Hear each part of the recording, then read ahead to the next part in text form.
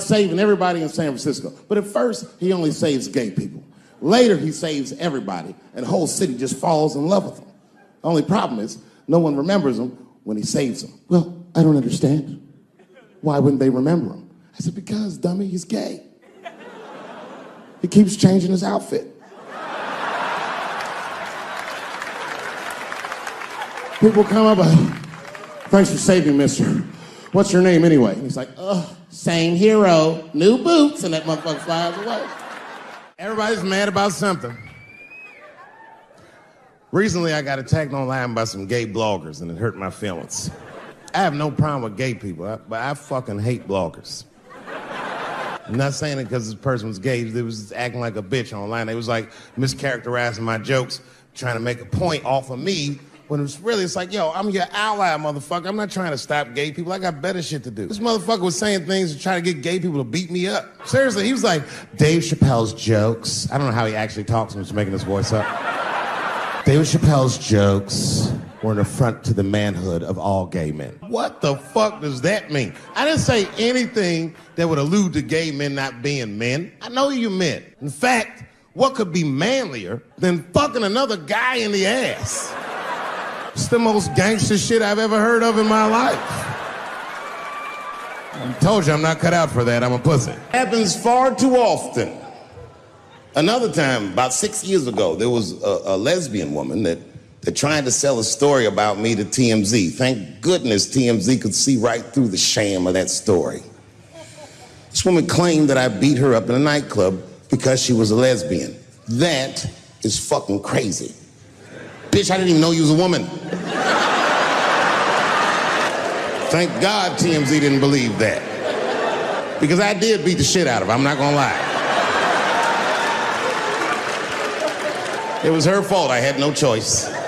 I came in the club minding my own business, and a woman came up to me, she goes, oh my God, Dave Chappelle. And I was just being reciprocally nice. Hey, miss, how are you? Blah, blah, blah. Benign talk, nothing to it. And all of a sudden, this lesbian fella stepped between us. Hey, nigga, that's my girl. I said, yo, my man, back up like that. She said, I ain't backing up off shit, nigga, that's my girl. I said, bro, you're gonna have to give me 3 feet like this. She said, stop calling me a man, motherfucker. I'm a woman. I said, what? And then I looked deep in this nigga's cheekbones. I said, oh my God, you are a woman. It was just too much for me to even wrap my mind around. But I tell you what, I unballed my fist immediately, and I softened my posture so that she would know she's in no danger. I even changed the tone of my voice. I said softly, sweetly, like a pimp might say. Bitch, I'm about to slap the shit out of you. And now we get to the core of the crisis. What is a woman? What is that in this day and time? Is there even such thing as a woman or a man or anything? Seems to be a question nowadays. Now listen, women get mad at me. Gay people get mad at me. Lesbians get mad at me. But I'm gonna tell you right now, and this is true. These transgenders, these niggas want me dead. I've gone too far. I've said too much. And I gotta tell you, I'm very worried about it. I'm not even joking. Every time I come out on stage, I be scared. I be looking around the crowd, searching for knuckles and Adam's apples to see where the threats might be coming from. A nigga came up to me on the street the other day. He said, careful, Dave, they after you. I said, what? One they or many theys? Gay people have a hard time doing that recently. Here we go. Here comes the deep water. No, recently I've noticed that. I noticed it with that Manny Pacquiao controversy. Yeah, no, it was now in the gay community's defense. Manny Pacquiao said some outlandish shit about gay people. Very, very not nice things that I won't repeat, but there was biblical verses and some analogies to animals. Wasn't a good look. Nike took his shoes immediately, which I thought was a little harsh. A little harsh. You know what I mean? Because he's, just because he's Asian. You know what I mean? Fuck, you gonna take shoes off Asian dude to appease a gay dude. You know what I mean? No? You don't know what I mean. But Asian people kind of know what I mean. No? No Asians in the front? No? No, this is what I mean. Okay, look, okay, you're an Asian dude. No, I say this with no disrespect, but we're all Americans, right? And we can agree that America has a huge body count all over the world, but nowhere more than Asia. Literally, if you look at history, recently, we have bombed the masculinity out of an entire continent. We dropped 2 atomic bombs on fucking Japan, and they've been drawing Hello Kitty and shit ever since. There's a lot of lady boys in the wake of our bombs. And I know these things because my wife is Asian. She's Filipino.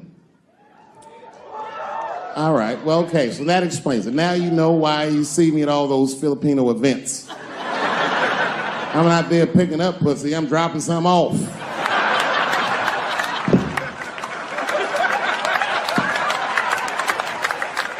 I take my wife to all that shit. I took my wife to see Pacquiao fight Mayweather. We sat ringside, okay?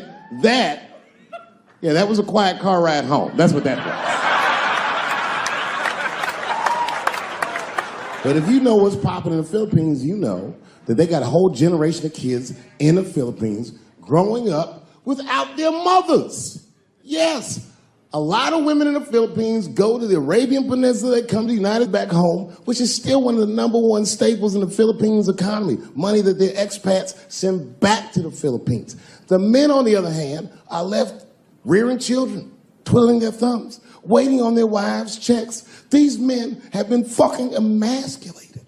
And then suddenly, a boxer rises from amongst them and reinstates their manhood with his motherfucking fist.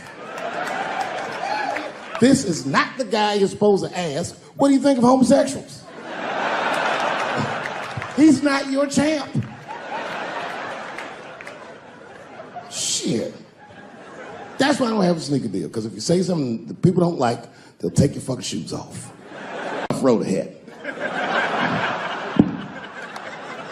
They've got the longest mental gap to bridge. That's all I'm saying. Because, you know, whenever I see one of them T's on the street, I don't mind them, but I'll be like, man, I miss Bruce. I'm sorry, guys. I'm 42. I remember Bruce Jenner. Before the Kardashians, before all that, this motherfucker was a white American superhero. It was amazing. He was beating Africans at track and field. We'd never seen anything like it. He was on my cereal box growing up. You know how much of that cereal I ate, nigga? I didn't know he was gonna do that.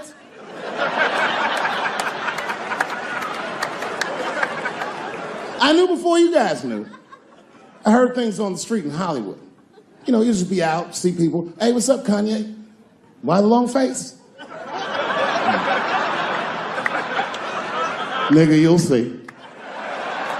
Got 2 mother-in-laws now. And when I heard he was gonna do it, I was scared. I didn't think the public was ready. I didn't think the media was ready. And you know what? I was wrong. Never seen anything like it.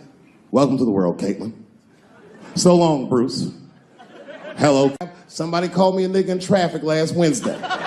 It's so long, it takes a minute.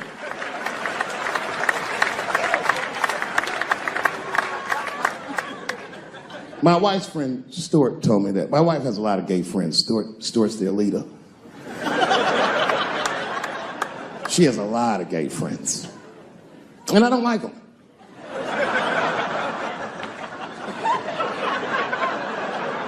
Not because they're gay, I'm just judging them on the merits of their character. They're just not nice dudes. They're fucking rude house guests. They're sitting on my couch, giggling with my wife, eating my motherfucking macaroons. And I come in, they act like the party's over. Hey, Stuart, what's going on? This guy talks to me the way a cat would speak if a cat could talk. Hi, David.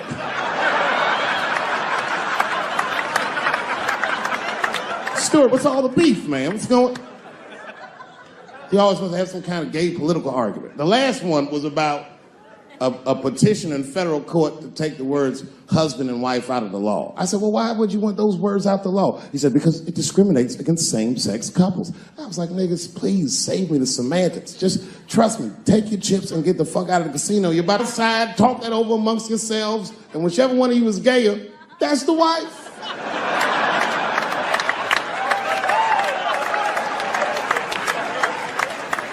No, Stuart didn't like that. Stuart educates me about this movement, you know what I mean? I didn't even know shit about it. He told me it's called LBGTQ.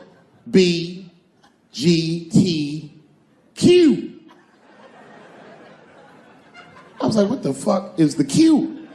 Does that even make sense, Q? Turns out Q is like the vowels. That shit is sometimes Y. It's for gay dudes that don't really know they're gay. You know what I mean? Like prison fags who are like, well, I'm not gay, nigga. I'm just sucking these dicks to pass the time.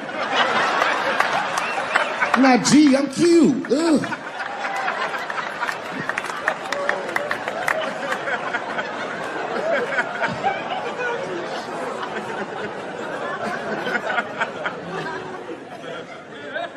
I think, okay, again, of all those letters, the T has the toughest road ahead. In fact, I think the T should stand for tough. If Martin Luther King had a sneaker deal, we'd still be on the back of the bus. They always true, the Nike exec come up, hi, Martin, we need you to tone down the talk of civil rights and blacks being humans. It's upsetting our southern distributors. But I don't understand. I thought that's why I had a sneaker deal in the first place. Not quite. Really, it's a walking shoe, and we like the marching, but try to understand. Fuck that shit. You know, I get it, though. I understand why gay people are mad, and I empathize. You know what? I'm just telling you this as a black dude. I support your movement, but if you want to take some advice from a Negro, pace yourself. These things take a while. Just because they passed the law doesn't mean they're going to like you. Because Brown versus Board of Education was in 1955. I was shocked. Is this happening? Wait a minute. Is this a time in American history when an American can make a decision for themselves, and even though other Americans don't understand it, they'll support it and let this person live a happy life? Is this what's happening? If it is, then good for America. That's Dave Chappelle, the American. Although Dave Chappelle, the black American, he was a little jealous. I was like, how the fuck are transgender people beating black people in the discrimination Olympics? If the police shot half as many transgenders as they did niggas last year, it'd be a fucking war in LA. I know black dudes in Brooklyn, hard street motherfuckers that wear high heels just to feel safe.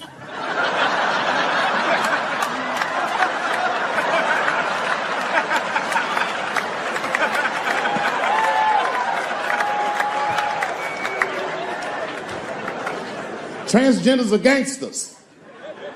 I used to do business with a transgender in Hollywood. Man, everybody would be scared of her in the boardroom. She'd walk in there, newly minted woman, high heels, purse. Chip.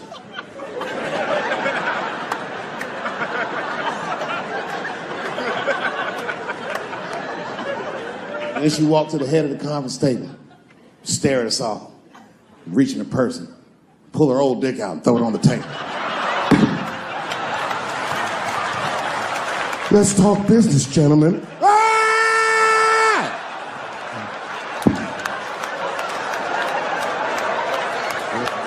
Shit is scary as fuck. If your best friend pitched that to you, you'd be horrified. Yo, nigga, let's go to the hospital and cut our dicks off and make pussies out of them shits. What? Can't we just get matching jackets or tattoos or something? Sure, that's what you want to do? There's only one way to find out, nigga. Wu-Tang, bow, bow. Let's go to the club and trick niggas into fucking us, yeah. Thank you very much for being here. But before I start tonight, I just wanted to read a brief statement that I prepared. I denounce anti-Semitism in all its forms. And I stand with my friends in the Jewish community. And that, Kanye, is how you buy yourself some time.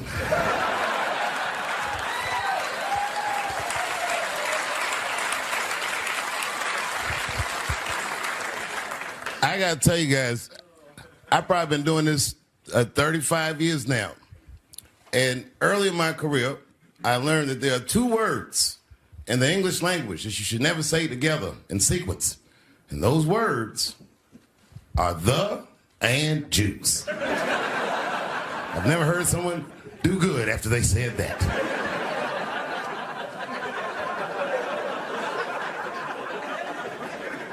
Kanye's gotten into some scrapes before. Normally when he's in trouble, I pull up immediately.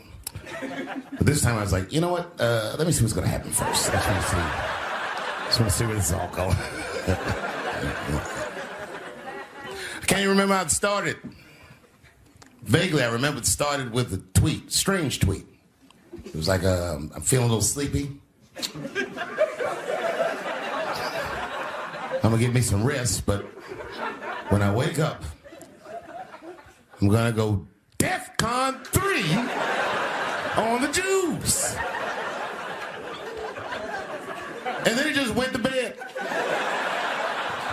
I was up all night worried. What is he gonna do to the Jews?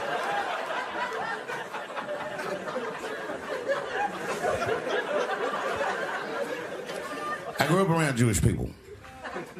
I have a lot of Jewish friends. So I'm not freaked out by your culture. I know a little bit about it just from hanging around. I'd be like, yo, let's go out at school tomorrow. They'd be like, we can't go out. It's Shana Na tomorrow. I'd be like, where? What is Shana Na? I had so many questions. Why do some of your people dress like Run DMC?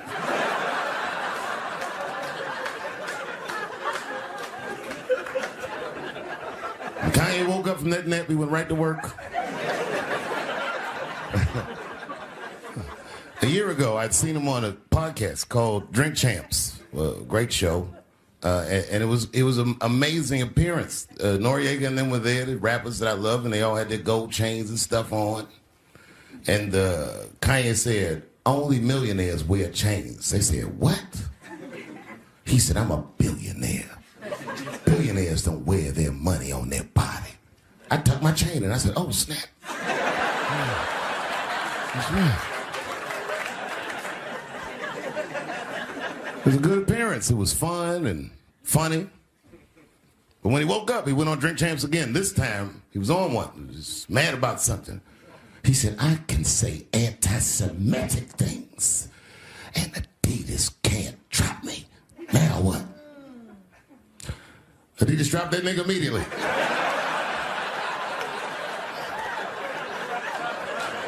Ironically, Adidas was founded by Nazis. And they were offended. I guess the student had surpassed the teacher.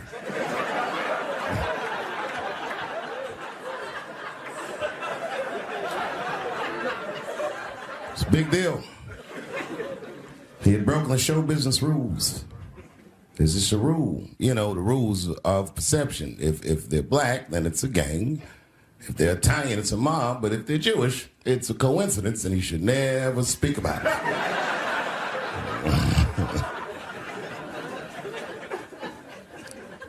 Kanye got in so much trouble, Kyrie got in trouble.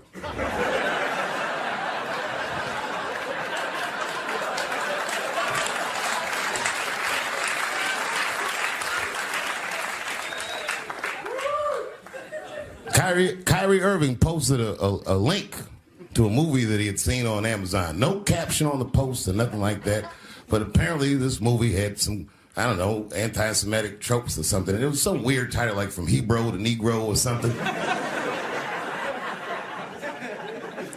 And the NBA told me he should apologize, and he was slow to apologize. And then the list of demands to get back in their good graces got longer and longer, and this is where, you know, I draw the line. I know the Jewish people have been through terrible things all over the world, but you can't blame that on black Americans. You just can't. You know what I mean? Thanks to the one person that said that. A fair punishment would be he should just post a link to Schindler's List and y'all write your own captions.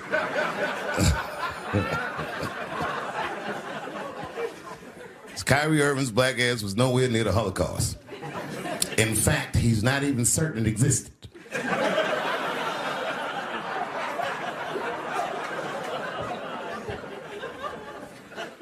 I saw one news pundit screaming about Kanye. She said, mental health is no excuse for that type of language. Yes, it is, bitch. You can kill somebody if you're mentally ill. Listen, okay, I don't think Kanye is crazy at all. I think he's possibly not well.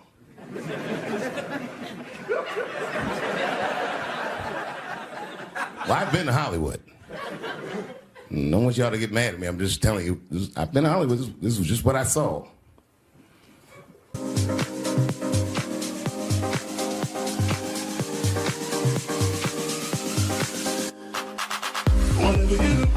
Don't fall for me, don't put your trust in me, don't even lie for me. I want you, honey, I don't get you. It's a lot of juice. Like a lot. But that doesn't mean anything. You know what I mean? There's a lot of black people in Ferguson, Missouri. Doesn't mean we run the place.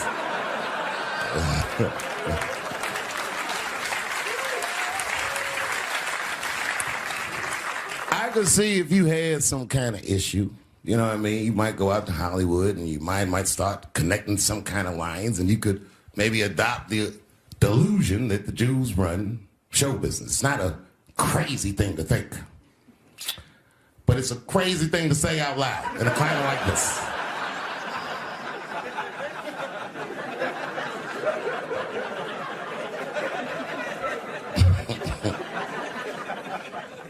Now the midterms are over, and it's crazy climate. And I got to tell you, I feel like this midterm, like all of humanity depends on it. And it's an ominous sign. The most ominous sign of the midterms, I believe, would be Herschel Walker, who I don't want to speak badly of because he's black. But I have to admit, he's observably stupid.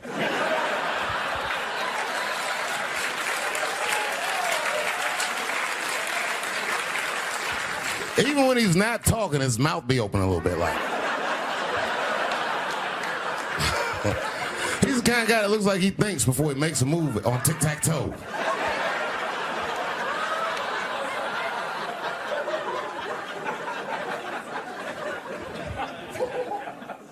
And I'm watching the news now, they're declaring the end of the Trump era. Now, okay, I can see how in New York you might believe this is the end of his era. I'm just being honest with you. I live in Ohio amongst the poor whites.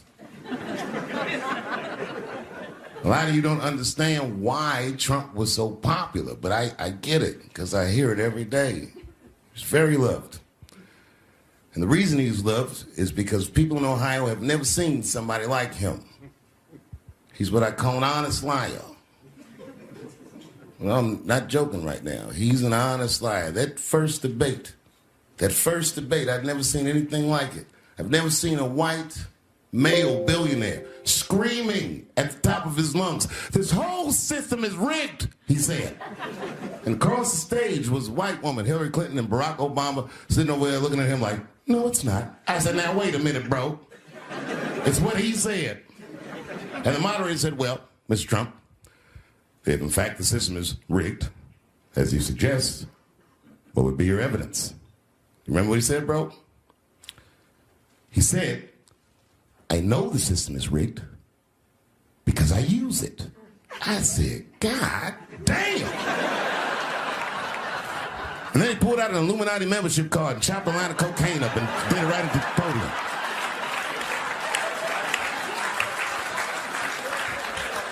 No one had ever heard someone say something that true. And then Hillary Clinton tried to punch him in the taxes. She said, "This man doesn't pay his taxes." He shot right back. "That makes me smart." You know what I said? That's all I said. First of all, I'll tell you right now what I said. And I will tell you that this was not a joke. It's a true story. And I just happened to tell it. All right, what happened was I went to a gallery party, all right? I don't know who in here has ever been rich before, but these are very nice parties. You know, wine and cheese and baller conversation. And there was a few eccentric types, one of which was a very wealthy man that happened to be wearing a dress. I don't know what you call him, man. This is a tranny or drag queen, perhaps. Whatever it was definitely a man. And this man was definitely on drugs. I don't know what kind of drugs he's on, but I knew he had too much. He didn't look good. It's like this, he's like, he looked sick. And all his friends were standing around him, concerned, trying to revive him. I don't know whether it looked like some kind of gay CPR. There was fanning and shit.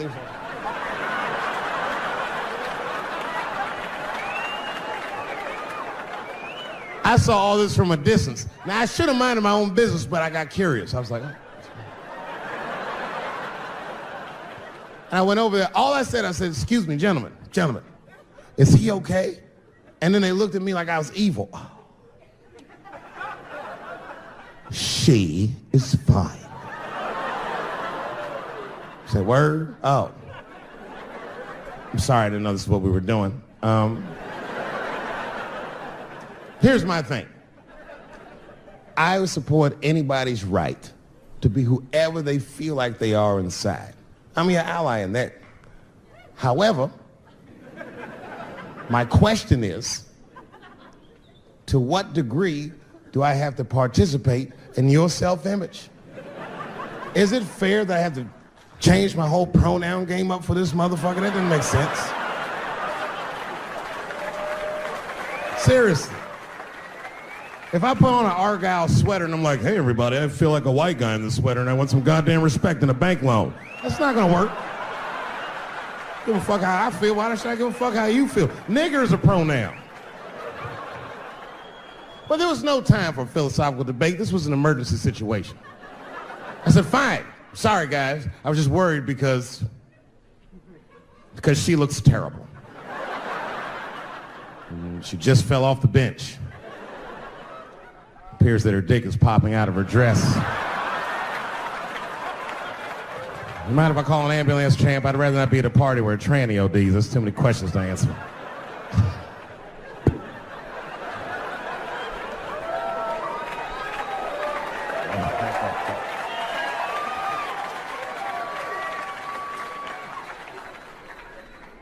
Okay, I've been through this before. I had a friend from high school. Now, in high school, this guy was a thug, right? He was a fucking dope boy. He did it all. He's a wild dude. People used to be very scared of him. And then after high school, word on the street was he'd come out the closet.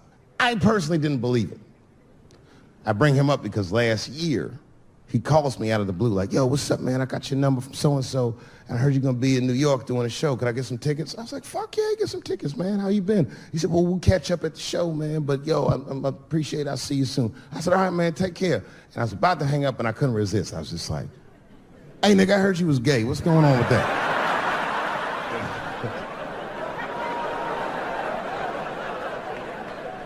And I wish I didn't ask, because he sounded like he was dying to talk about that shit. And he had a long story about it. And it's not that I didn't care, but I was, I don't like talking on the phone. I was watching TV at the same time.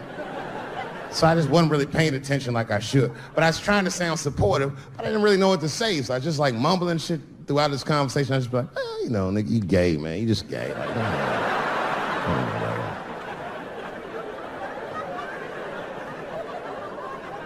This went on for a while, and then finally I had to say something like definitive to get him off the phone. And I was like, hey, man, you know what? Don't let people get you down, all right? And the next time someone tries to make you feel bad about yourself, just remember, everybody fucks funny to somebody.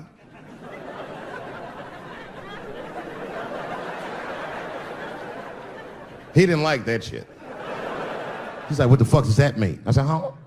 He said, you saying I fuck funny, motherfucker? I said, no, that's not what I'm saying. I'm saying everybody's different. He said, you ain't say different, nigga. You say it funny. What's so fucking funny about the way I fuck? And I said, hey, man, I fuck feet. He said, what? Oh, this is not a joke, ladies and gentlemen. I get women to squeeze their feet together like this, and I fuck them right in that little space in their feet. But you can't build a community behind that shit. There's no flag for us. That shit made him laugh.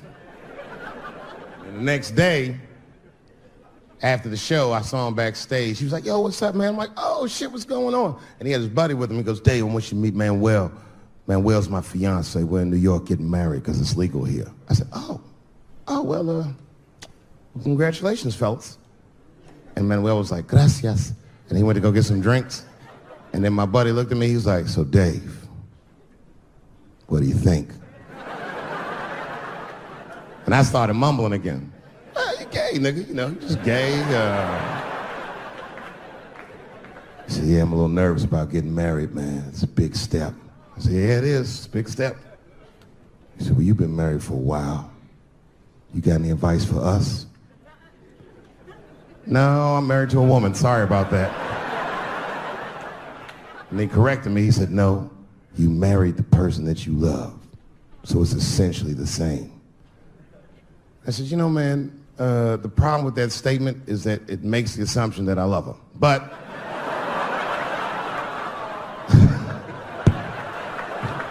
you guys lighten the fuck up. Of course I love my wife.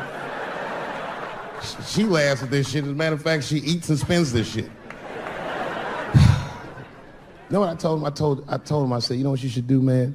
First of all, you shouldn't do it. I'm talking about being legally married. It's not that you're gay as much as just legal marriage is a fucking diabolical leverage game in the United States. I'm just being honest. Devoid of religious significance or the idea of love, marriage is nothing but an awful contract that you shouldn't sign. I'm just being real. Because you start out loving each other, and then like 2 years later, you're just building a case against one another for a hypothetical court date that may or may not ever happen. You throw being gay on top of that, that shit is explosive. Like it's that Ray Rice shit. Okay, right after Ray Rice went through all that shit, I was at a party and I met this kid, Michael Samms. You know Michael Samms? Very nice guy. He's the first openly gay NFL player. And Mike's a very nice guy, very brave guy. But when I met him, I couldn't help but thinking, now what's gonna happen when Michael Samms beats his wife up in the elevator? Is that domestic violence or is that just two niggas working shit out in the elevator? You know what I mean?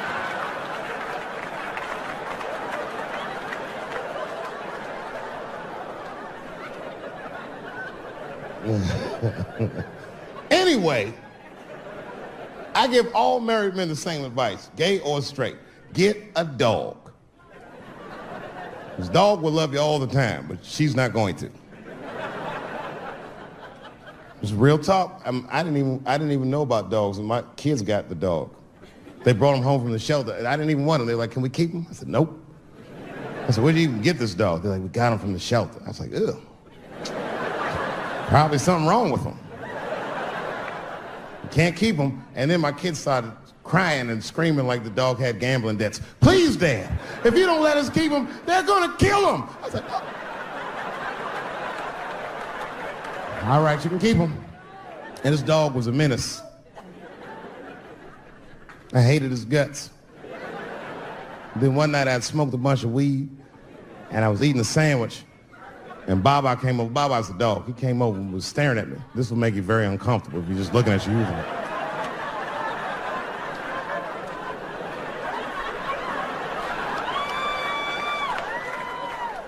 I had to give him a piece of my sandwich so he'd go away. And that's how we became friends.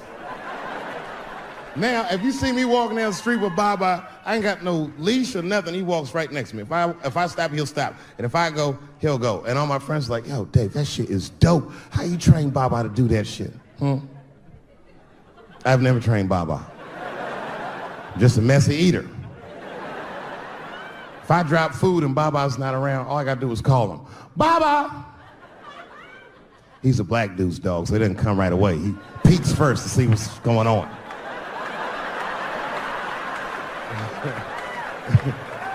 I gotta tap my foot so he can see the food. Over here, little buddy. And he's like, thanks, Dave. He'll come get it and run off. But I didn't know that if you're defending your home with a shotgun, the formula dictates that you're supposed to buy both boxes. This was not a formula that I was familiar with. It goes like this. The 6 shots in a 12-gauge shotgun, so when you load the gun, you load it like this. First shot, bird shot. Next shot, buck shot. Bird shot, and then after that, gun's Jamaican. Buckshot, buckshot, buckshot.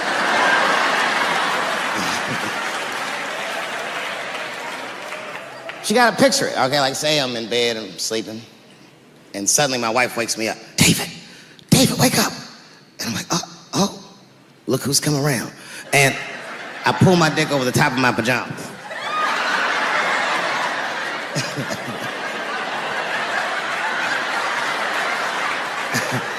And she says, no, I hear something. I go, oh, this bitch. So I get up out of bed, grab the gun. I say, wait here, baby, I'll go check it out. Just lock the door behind me. Oh my God, she's right there in the kitchen is a heroin-addicted white, and he's digging through the change jar by the door. I worked really hard for that change. I gotta do something. So first, I rack the shotgun. Hey, motherfucker, click, clack. That's a test. That click, clack sound will stop a rational human being in their tracks. But sure enough, this person is not rational. They're sick on drugs. They're digging in the change. I gotta act fast. This nigga's almost got $1.50. I warned you, birdshot. And there it goes. Hot BBs will permeate his yellow heroin skin. Remember, I'm not killing him. I'm just peppering him up nice. He lets out a heroin scream.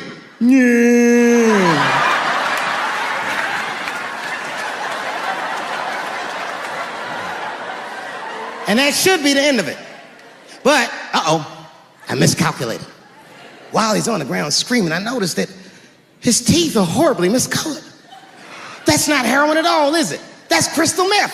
He pops right back up, unscathed. Roar! Time for the heavy stuff. Clack, clack, buckshot! And then if you got a friend with him, I got one more bird shot left, and I repeat the cycle. After that, nigga, it's slugs for everybody. And I'll be in a kitchen full of dying heroin addicts, saying stupid heroin last words. You shot me, bro. Oh, it hurts me, man. It hurt. Their last words are always the dumbest words, like, why is your dick out?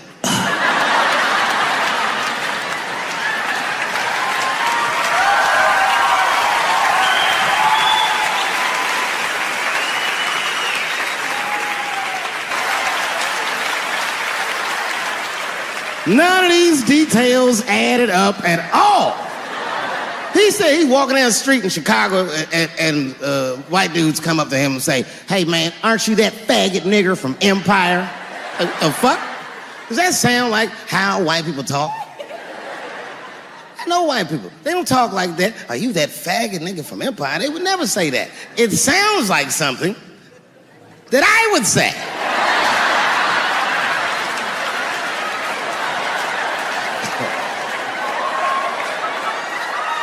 If you're racist and homophobic, you're not even gonna know who this nigga is. You can't watch Empire.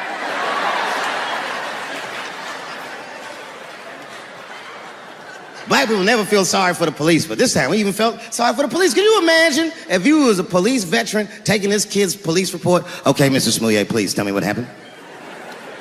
All right, 2 a.m. You left the house at 2 a.m. It's minus 16 degrees. All right. You were walking. All right. And where were you going? Subway. Sandwiches?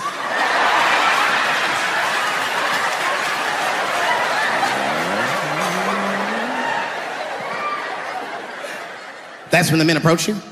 Did you see them? Do you have any? Okay, what do they have on? MAGA hats.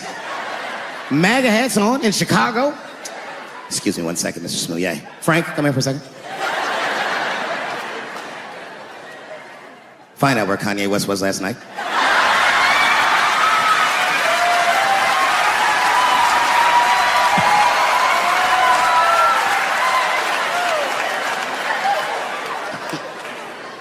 Such a fucking outrageous story. He said they put a rope around his neck. Has anyone here ever been to Chicago? All right, so you've been there. Now tell me, how much rope do you remember seeing?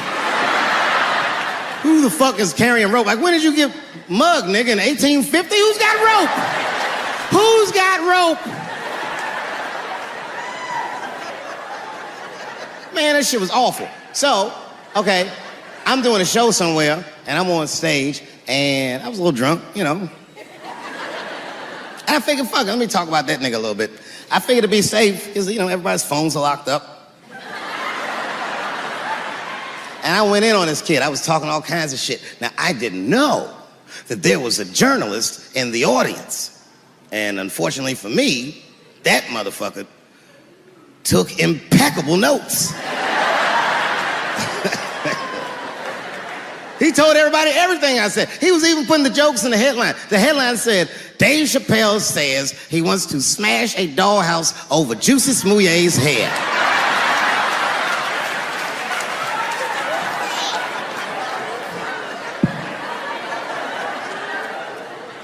And I thought for sure when I read that headline, I said, well, that's it for me. I'm canceled. But lucky for me, that very same day, the Chicago police caught the motherfuckers that actually did it. And hilariously, they were both Nigerian. Not only were they not white, they were very, very black. They were Nigerian, which is the funniest shit. The whole story is funnier now. This is mugger country, you faggot nigga. You faggot nigga.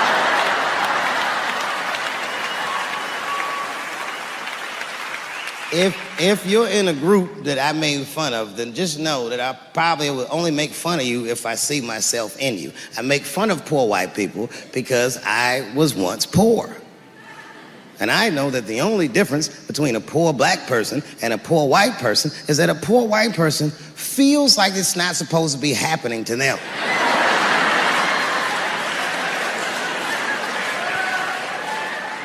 Everything else is the same.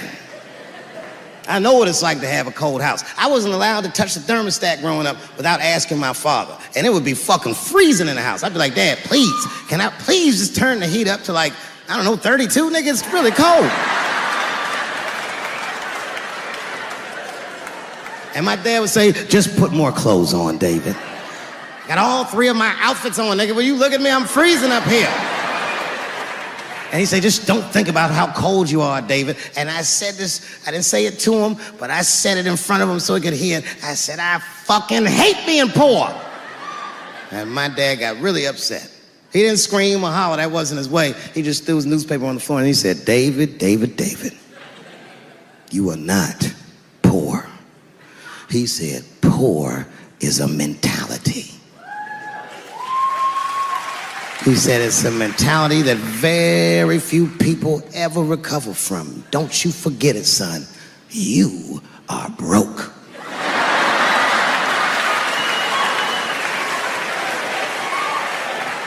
He said, these are just financial circumstances that I hope to overcome one day very soon. And I said, well, Dad, whatever you want to call this, it's wildly uncomfortable. There was a big dance coming up in the middle school. I was 12 years old. I said, Dad, can I go to the dance? He said, of course you can go to the dance. I want you to get out and meet some more kids. I said, great. It costs $3 to get in. And my dad said, ooh. Sorry, son, I don't have it. I was like, what the fuck? You don't have $3?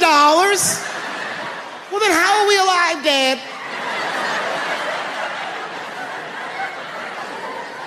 Wish I found some way out of this hell. I'd do anything to not be poor. I will show Michael Jackson my anus if I get a chance. I just gotta get out of this hell. Dad said, if you want to go to the dance bad enough, I tell you what, there's some money in the change jar, get the money from there. I was 12 years old, that's what I did. I showed up to the dance early. There's a long line of kids waiting behind me while I'm at the door trying to count out 300 pennies to get inside. I will never forget this shit as long as I fucking live. Oh man, if you've been poor, you know what that feels like. You ashamed all the time. Feels like it's your fault. And all them kids was laughing, ha, ha, ha. Look how poor Dave Chappelle is. Like when I think back at it, that's really the only time in my life that I ever thought to myself, I should kill everybody at school.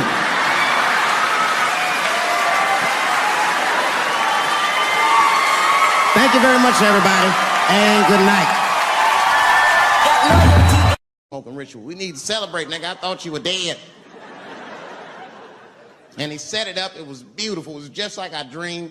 We was all sitting around. Them Indians was beating the drum. Some other Indians came out the back. with a long blanket that was folded in half and put in front of us. Open that shit up, and on the blanket was a long wooden pipe with feathers. And bags of weed were all over the blanket. Chief walked over.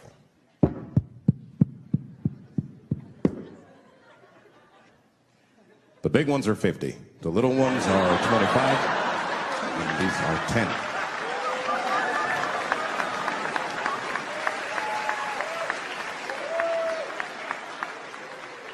Me and those Indians got high as shit. I was baked. I told the chief, he was talking, I cut him off. Time out, chief. Sorry to interrupt. Fucking smashed, man. The weed's too strong. I'm itching. This is PCP. The spirits have got me.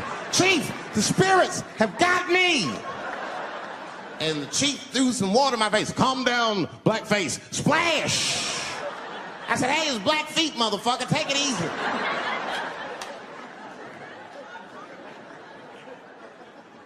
Blackfeet, you're welcome to stay amongst me and my tribe for the night until the spirits leave you.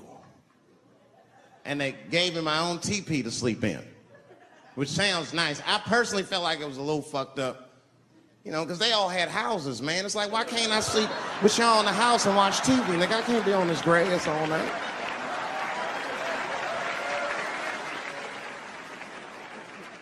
Yeah, Indians is rude, man. Everybody's rude. Indians, they eat nasty food. All they ate was corn and shit. Doritos, I think they call it. That's right. People only see the surface. They see the division in our foods. Just because I eat chicken and watermelon. They think that that's something wrong with me. Let me tell you something. If you don't like chicken or watermelon, something is wrong with you, motherfucker. There's something wrong with you. Where are all these people that don't like chicken and watermelon? I'm sick of hearing about how bad it is. It's great. I'm waiting for chicken to approach me to do a commercial, nigga. I'll do it for free, chicken. It's the least I can do. They make fun of Latin people for eating, what y'all eat? Beans, rice, corn. Listen, that's not a reason to hate a motherfucker, all right? It's funny, but it's not a reason to hate. The only reason these things are even an issue is because nobody knows what white people eat. You've been very good at keeping that shit a secret amongst yourselves.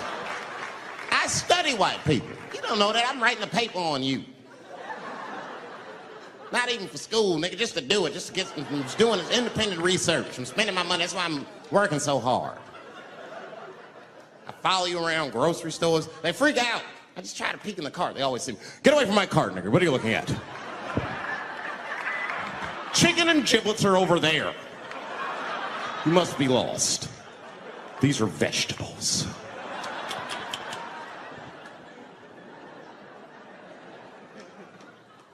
I know what you drink. See how quiet I got? Grape juice. Surprise, motherfuckers, you didn't know I knew about grape juice, did you? Oh, don't play dumb with me. Looking what is it? A lot of black people don't have the privilege of knowing about grape juice because they have grape drink. It's not the same formula that you get. Ain't no vitamins in that shit. You might have one of your black friends over. Todd, would you care for a glass of grape juice? What? Nigga, what the fuck is juice? I want some grape drink, baby. It's purple. I don't think I know what a grape drink is. What? I have some apple juice if you want. What the fuck is juice? I want some apple drink. Scream.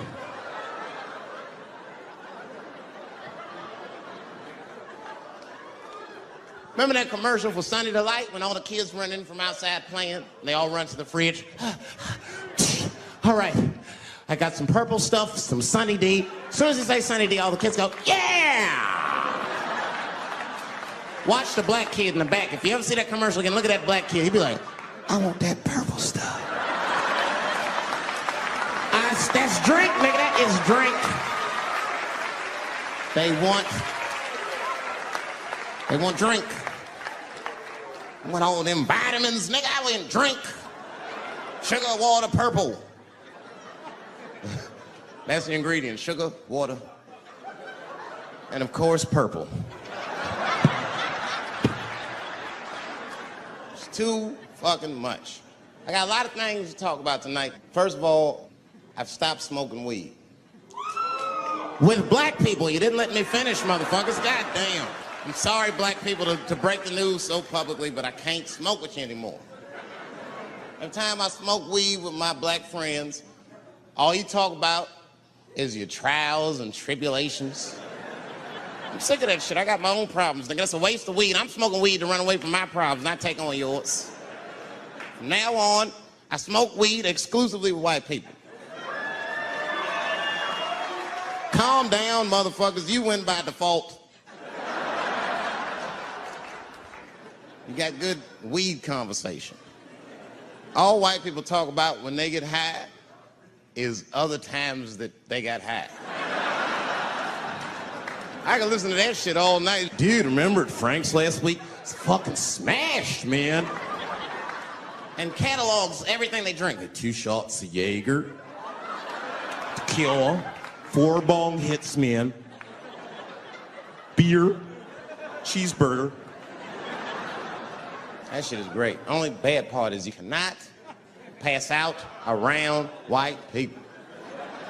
Every time white dudes pass out around each other, they always do some borderline gay shit when the guy's asleep.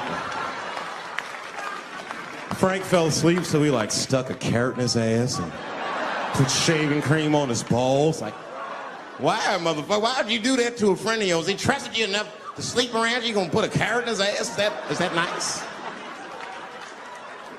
I tell you right now, if I put a carrot in a black dude's ass, a nigga will kill you when he wakes up for some shit like that. That is an automatic death sentence on the street. It's a rap for you. I'm gonna kill that motherfucker. I thought y'all was friends, baby. What happened? I fell asleep at his house, right? We was drinking, and I fell asleep at his house, and while I was sleeping, right? I'm just gonna kill that motherfucker, all right? That's all you need to know. And fuck carrots. But everybody's getting along.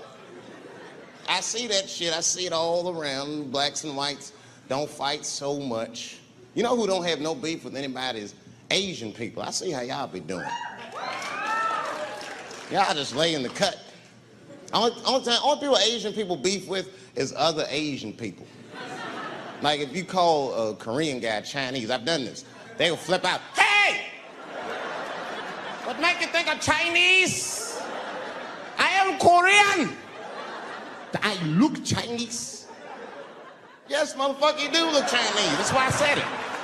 It's an accident. Nigga, to the untrained eye, you all look Chinese to me. It's a mistake. I'm not trying to offend you. Some people say all black people look alike. We don't get bent out of shape.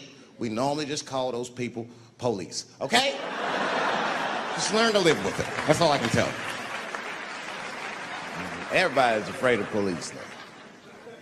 I'm scared to death of these police. I am, nigga. I got a police scanner. First money I got, this is the first shit I went out, bought me a police scanner. I just listen to these motherfuckers before I go out, just to make sure everything's cool. You hear shit on it. Calling all cars, be on the lookout for a black male between 4'7" and 6'8". Staying in the crib tonight, fuck that. Gotta work on that alibi for a minute. Every black person needs an alibi. I do them impromptu joints. If I'm by myself and need out, I'll just open up the windows in the apartment, turn all the lights on, start beating off right in the window. Look at me. Hey, everybody, look, it's me, Dave Chappelle. I'm crazy, I'm jerking off. Note the time, motherfuckers. It's 2:35. Look at me, I'm jerking off in the window, 2:35. Comedian Dave Chappelle is June 10th. Note the time.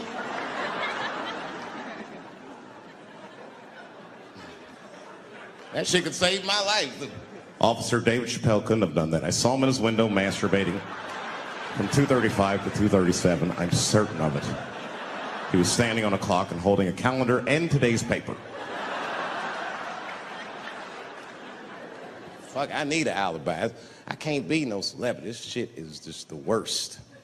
I'm seeing it. I see why stars are crazy now. These motherfuckers. I went to Disney World with my kids, which is a big deal for me. I don't get to see my kids so much. I do Chappelle show 20 hours a day, sleep for like half an hour, raise my kids for 10, 20 minutes, and I go back to work. Now, this particular day, I got to hook up with the kids. We went to Disney World. Everybody at the park, fucking everybody. Hey, I'm Rick James, bitch. Hey, I'm Rick James, bitch. It's like, hey, man, hey, you mind not calling me a bitch in front of my kids? Time out, motherfucker. We take a day off.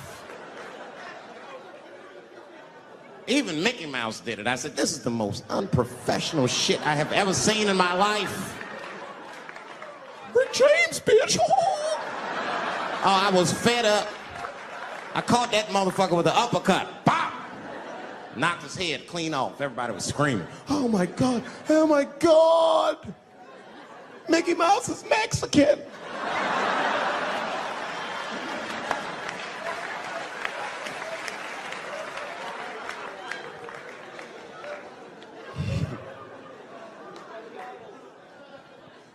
I had a terrible time in Disney World. Disney World is like a whole nother country anyway. They got their own currency. That shit is ridiculous.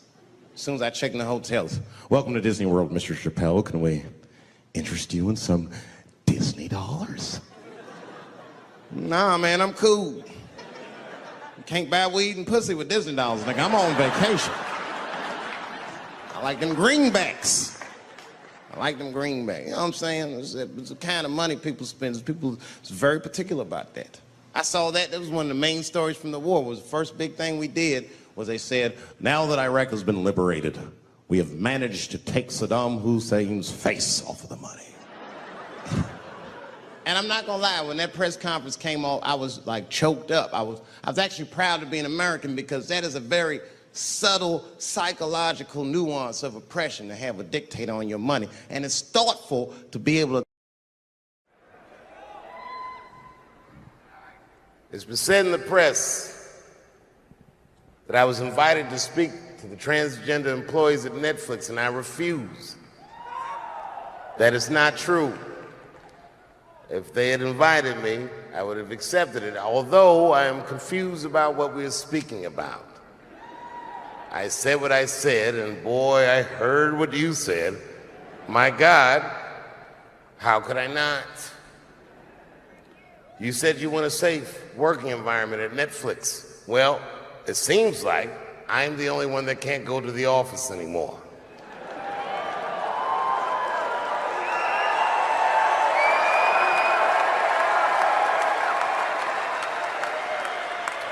I want everyone in this audience to know that even though the media frames this, that it's me versus that community, that is not what it is. Do not blame the LGBTQ community for any of this shit. This has nothing to do with them. It's about corporate interests and what I can say and what I cannot say.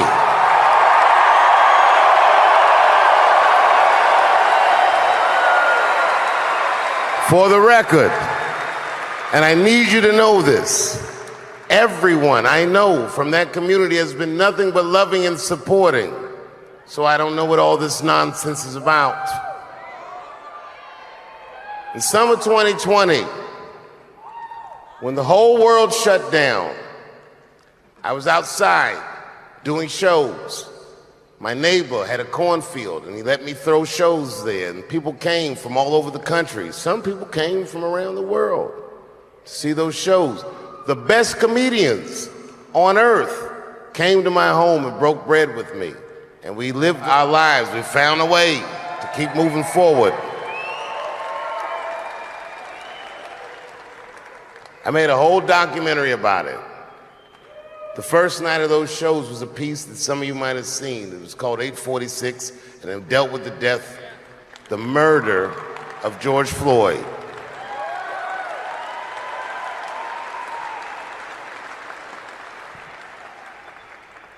This film that I made was invited to every film festival in the United States, and some of those invitations I accepted.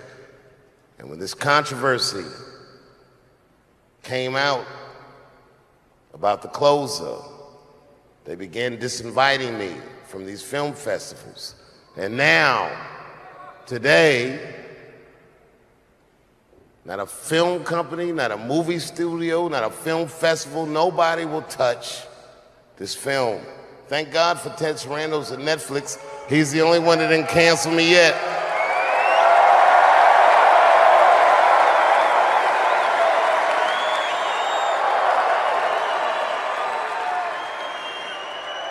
To the transgender community, I am more than willing to give you an audience, but you will not summon me. I am not bending to anybody's demands.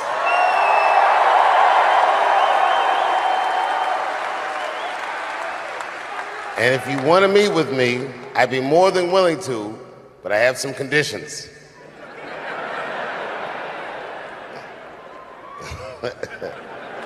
First of all, you cannot come if you have not watched my special from beginning to end.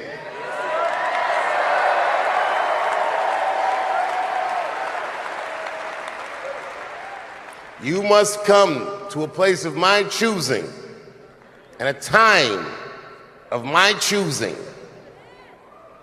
And thirdly, you must admit that Hannah Gadsby is not funny.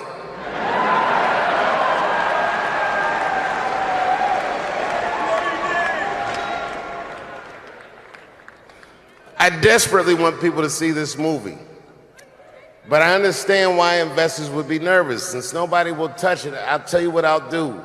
I will make it available for all of you in 10 American cities, going on sale in the next few days. You will be able to see this movie in its entirety, and you can see what they're trying to obstruct you from seeing. And you can judge for yourself, but you cannot have this conversation and exclude my voice from it. That is only fair. You have to answer the question, am I canceled or not? Then let's go. Thank you very much and good night.